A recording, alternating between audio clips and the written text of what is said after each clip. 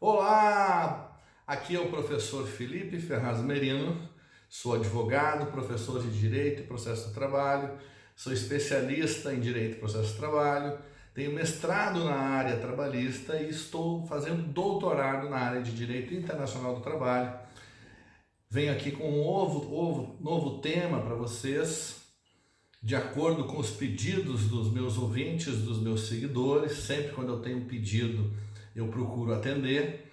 E o pedido aqui hoje é para falar sobre o tema da despedida indireta.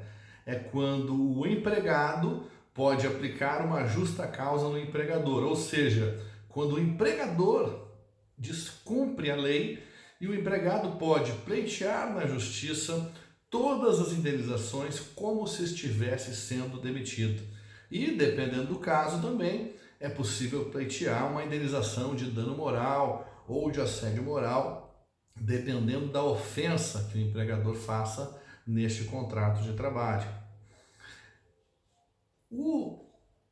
A despedida indireta, ela está prevista no artigo 483 da CLT, a Consolidação das Normas do Trabalho. Ela diz assim, o empregado poderá conceder rescindir o contrato de trabalho e pleitear a devida indenização quando?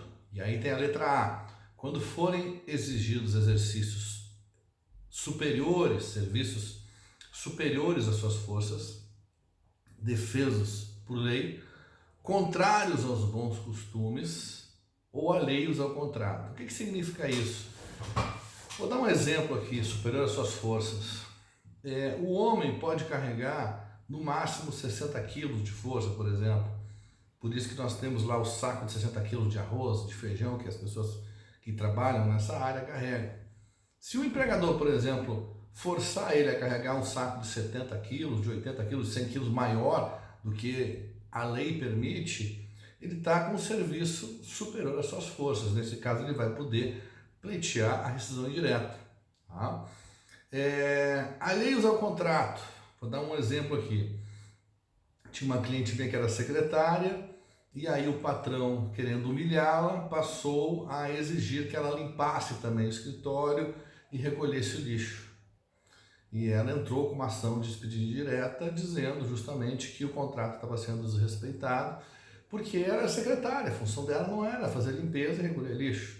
E aí foi acolhida a despedida indireta porque estavam exigindo exercício de trabalho completamente alheio ao seu contrato, além de ser uma coisa para ela de uma forma humilhante. Ela também recebeu uma indenização por dano moral. Contrários aos bons costumes, né? Eu já tive um caso, por exemplo, de moças que eram obrigadas a trabalhar com roupas muito abertas, degotadas, se mostrando o corpo para atrair clientes em lojas, né? E aí isso é uma questão que causa dano moral ao empregado, esse tipo de uniforme vexatório, e pode causar despedida indireta. Quais as consequências da despedida indireta? Quais as consequências? O empregado, ele entra com o pedido de despedida indireta. Ele pode entrar com esse pedido de despedida indireta e continuar trabalhando, ou ele pode entrar com o pedido de despedida indireta e sair do trabalho, aguardar a decisão judicial. E aí nós temos várias questões. Primeira questão, se ele sai do trabalho, como é que fica? A carteira dele fica sem baixa? Bom, essa questão da baixa pode ser resolvida, porque na primeira audiência ele pode levar a carteira de trabalho dele, que não demora muito, a primeira audiência, e na própria audiência fazer a baixa na carteira.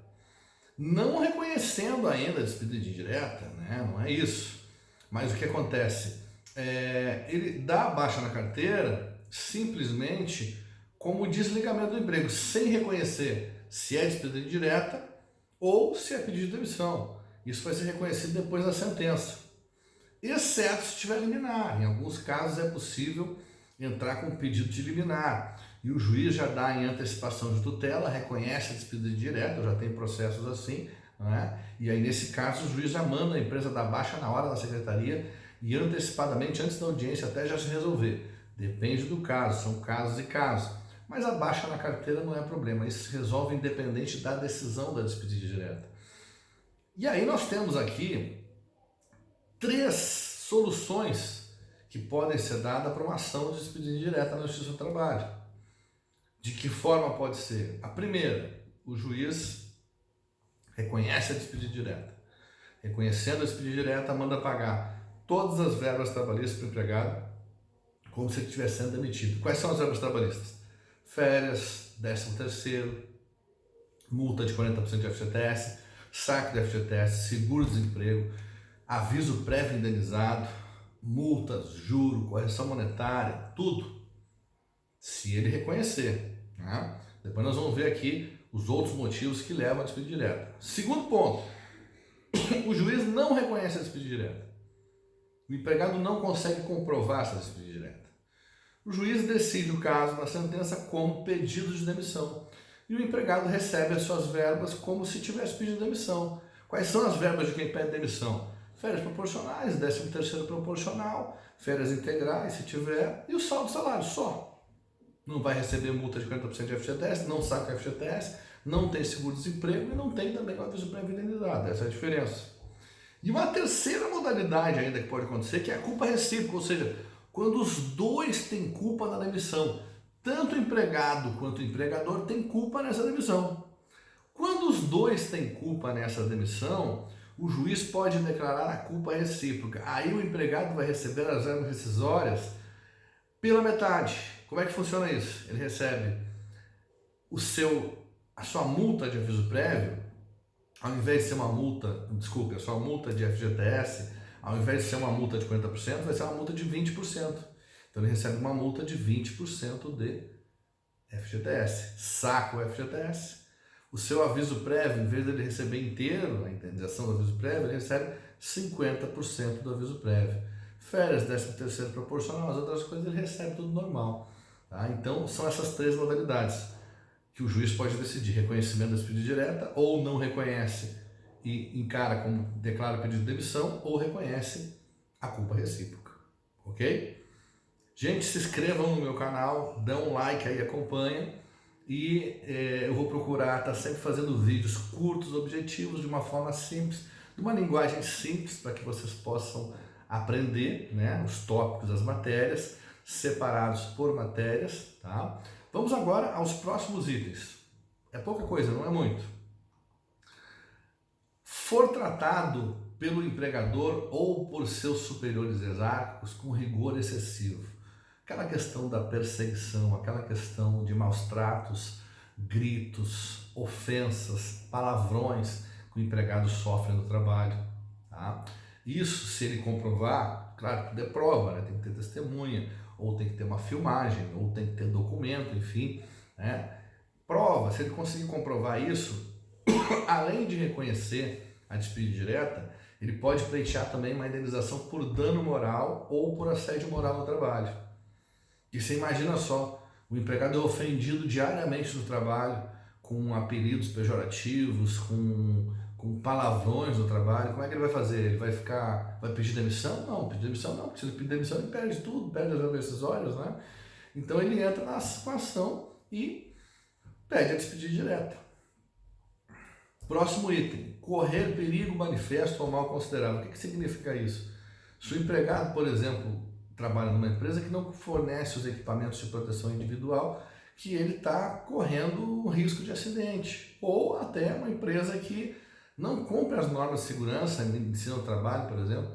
Eu tive o caso do empregado que ele sofreu acidente de trabalho, não é? E quem sofre acidente de trabalho tem estabilidade de 12 meses. Tá bem, ok, isso nós ganhamos. Mas ao mesmo tempo, pensa bem, ele sofreu acidente de trabalho porque a empresa não cumpria as normas de segurança e medicina do trabalho, ou seja, colocava em risco a vida e a segurança dele. Então eu pedi o quê nesse processo? Eu pedi ao juiz que declarasse a estabilidade, mas de forma indenizada, reconhecendo a despedida indireta porque a empresa colocou a vida do empregado em risco. E aí foi reconhecido, ele ganhou reconhecimento da despedida direta por falha da empresa e recebeu os 12 meses de estabilidade indenizado ao invés de trabalhar. Próximo item aqui, que é o quarto, não cumprir o empregador com as obrigações do contrato. O que significa isso? Aquele empregador que não faz depósito de FGTS, aquele empregador que não paga o salário na data correta, aquele empregador que não paga férias, enfim, que não cumpre os pagamentos da forma correta. Agora é claro, vamos entender bem, não é assim, o empregador atrasa 1, 2 dias, já vou conseguir uma indireta. Não, porque com a crise que a gente está no mercado hoje, muita gente atrasa.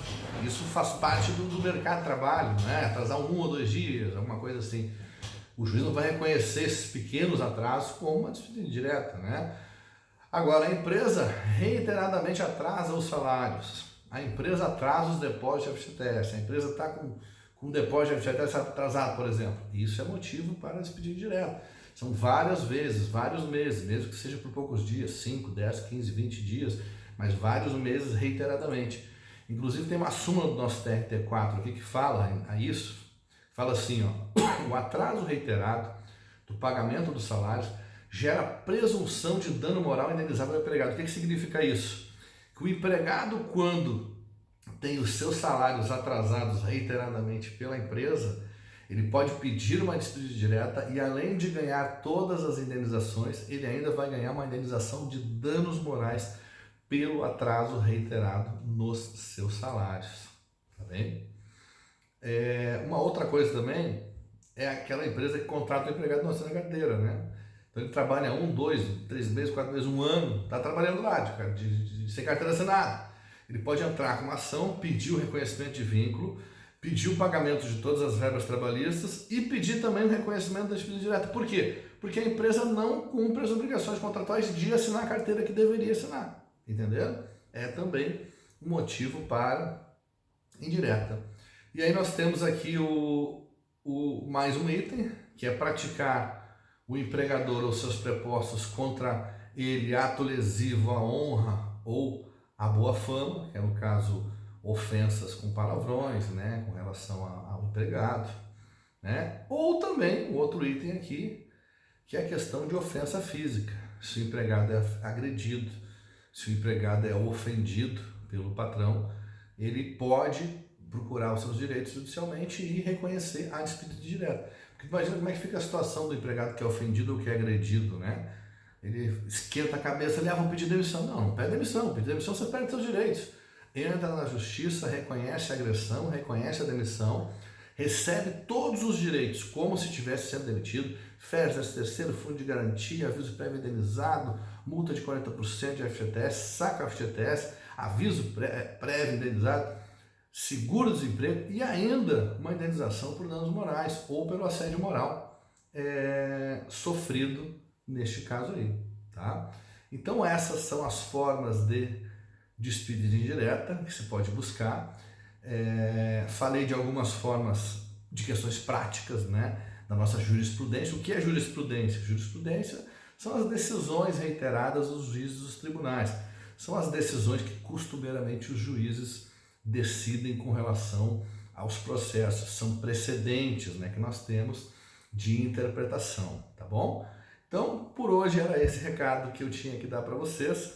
Se tiverem mais sugestões de tema, podem mandar, que eu vou fazer novos vídeos. Se inscrevam ali no site, cliquem aqui no canal, no sininho e façam a inscrição, tá?